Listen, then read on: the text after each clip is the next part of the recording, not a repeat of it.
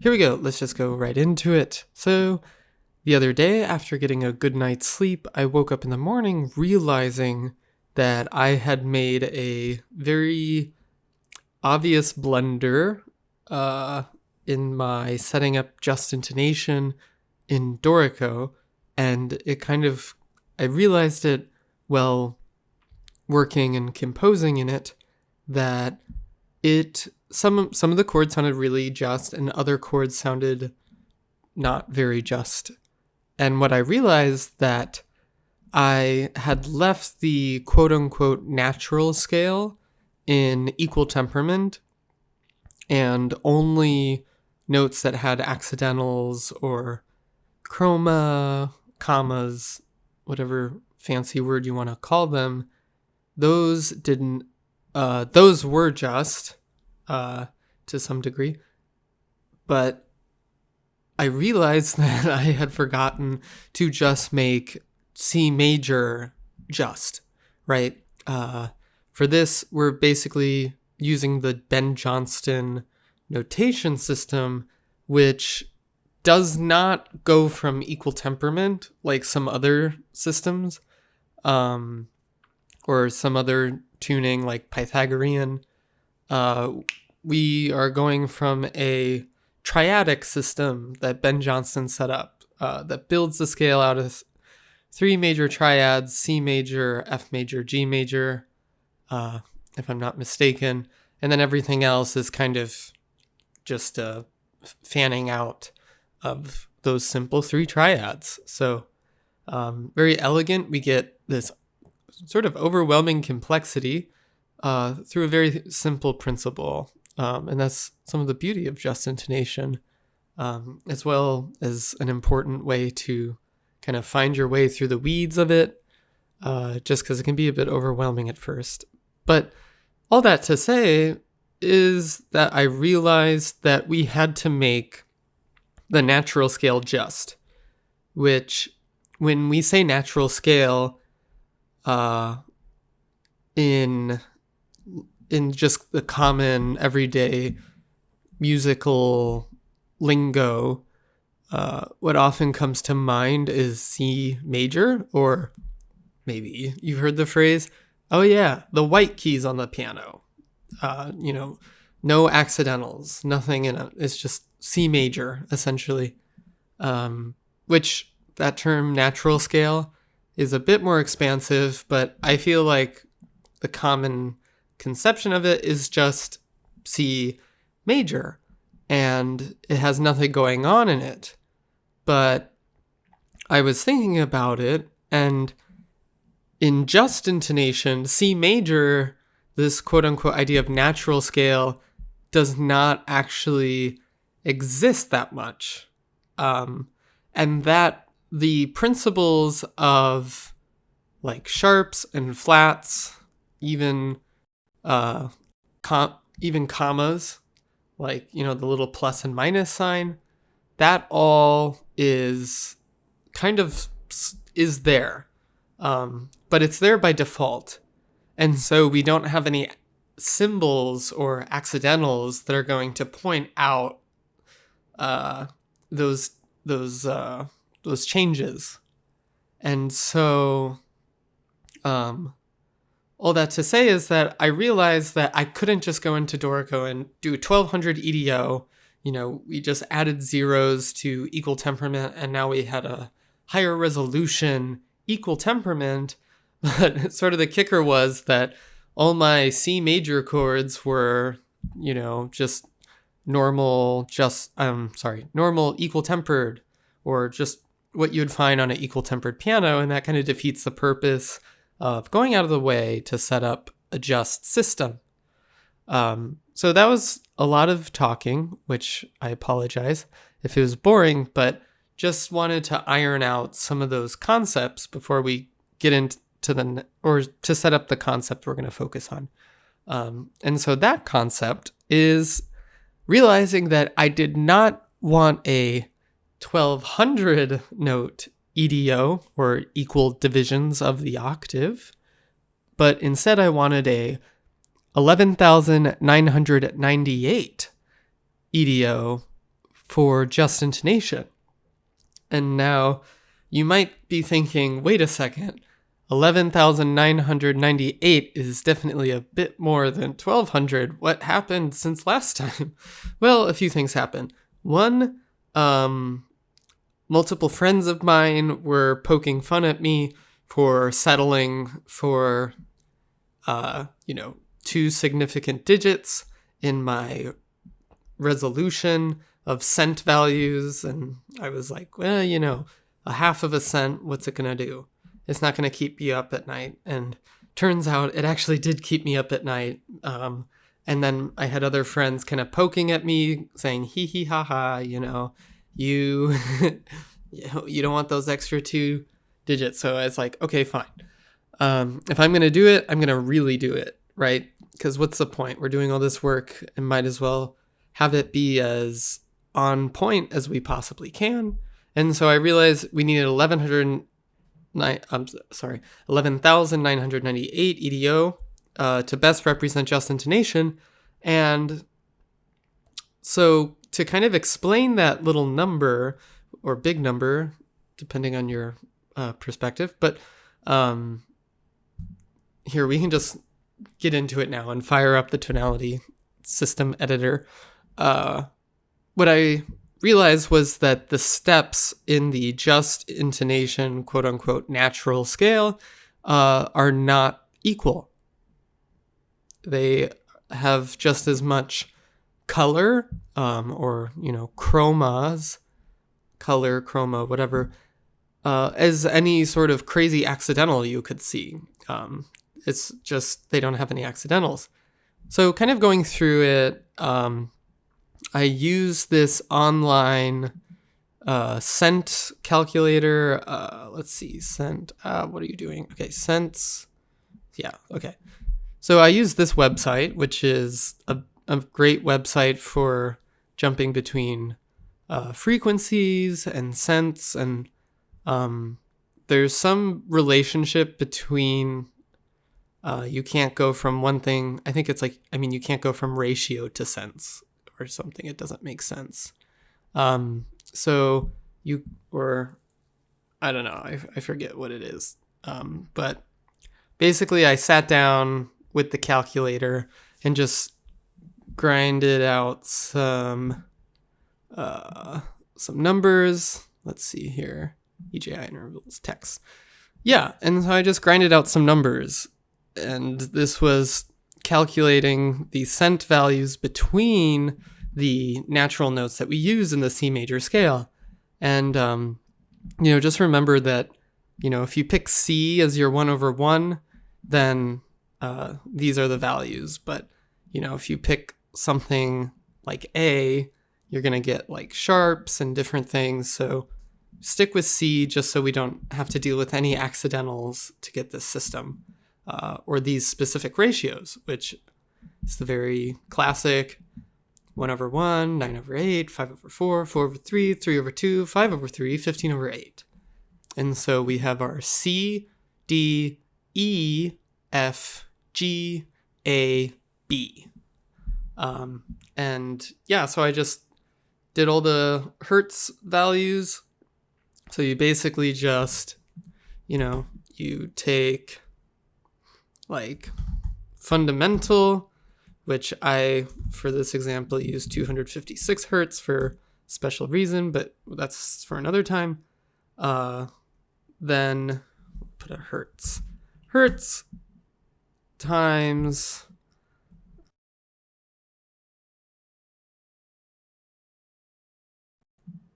Okay, we're back, sorry. So 256 Hertz times ratio equals, new Hertz value, or we'll say Hertz. I can't do the little subscript. Okay, new Hertz value. So basically then so let's say, for example, we get like 432, which is, actually, no, let's not use that one. Anyways, so we just get 2 new Hertz values, and then I just hop over here and find the right calculator. Which one? Oh, this one. I think. Was this it? No. Okay. Well, one of the calculators are here. Let's see here. 256 times. Oops, sorry. That's the wrong number. 256. Calculate. Okay, that's semitones. Which, you can figure out the sense from that. Oh, wait, this is it. This is what we want. Right. So it gives you the sense value right here. So check this out. Very useful tool. So yeah, it's a bit of number crunching, and it took a little bit more time, but I will say the time is totally worth it. And so I came up with these cent values that give you the just numbers, and then I put them into the tonality system, which you can see over here.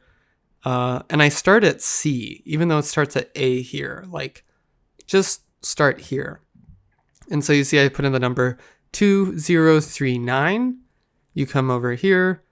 The 9 over 8 is 2039. And I know there's a decimal here, but you just have to ignore that.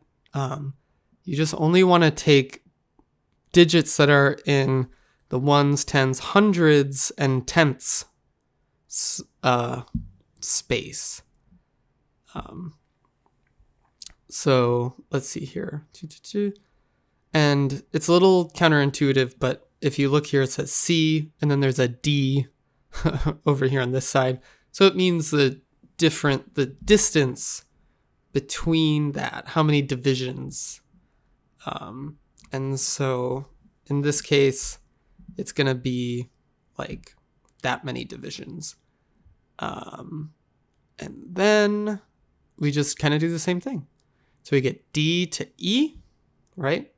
So that's going to be, let's see. Why is that number different? I don't know. We're going to come back to that. E to F.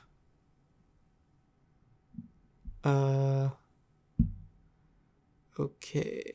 F to, okay, and then G.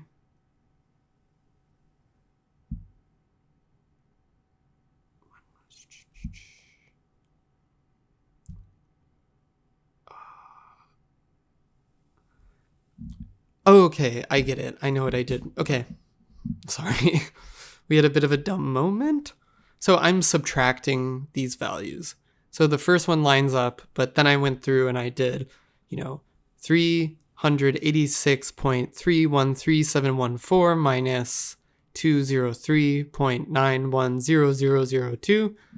Pop that all into Wolfram, and then I get these. So, yeah. a bit confusing. But yeah, so to just set it up, now when I go into Dorico and I input a note, so we're just going to work in C major today. Q. So I'll repeat it. Oops. And take a listen.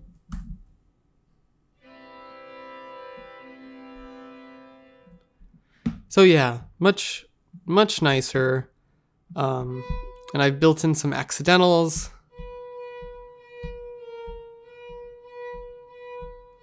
So we can add in some other fun notes. Why don't we add this in? Don't do that. Okay.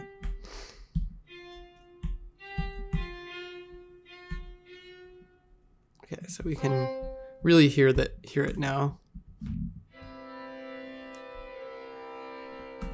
Yeah, so it has that nice just ring to it.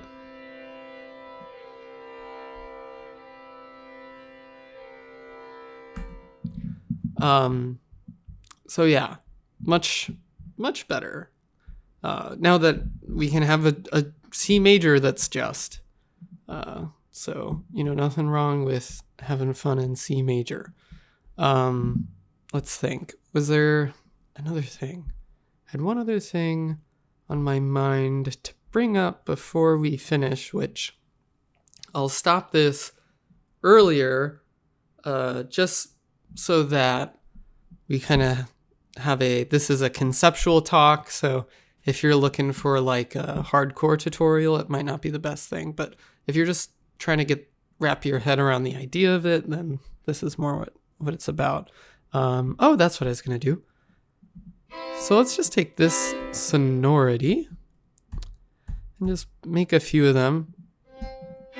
And now what I'm going to do is take this one and change it back to equal temperament, which, just to show how that works in Dorico, select the measure you want to change the tonality system, select the new tonality system that you want in it, then click Shift K for key, and then type in atonal and click return. And so that's going to change it. So if I click back the measure before, now it's back into that temperament, that just intonation. Here it's back into equal temperament. So now I'm going to do the same thing again. Good practice. So Shift K, atonal, return.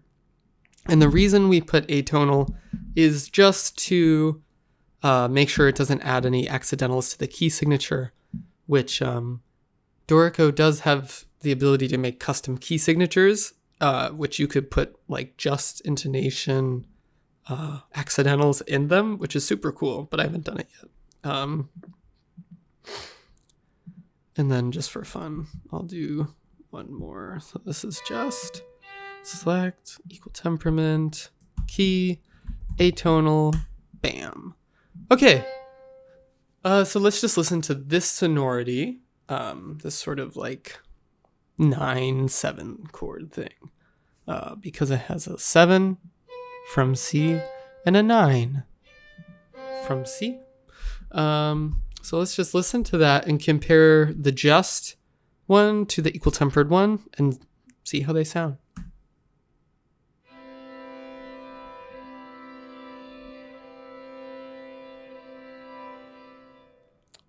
So it's quite a striking difference. One sounds like very resonant, has a lot of ring to it, and there's a lot of special acoustic and psychoacoustic reasons for why that is. And then the other one actually loses a lot of that resonance, and hearing this specific chord back to back like that sort of makes me think of a vaporwave track where they're kind of melting the pitch on the audio. Makes it sound like an old wobbly record.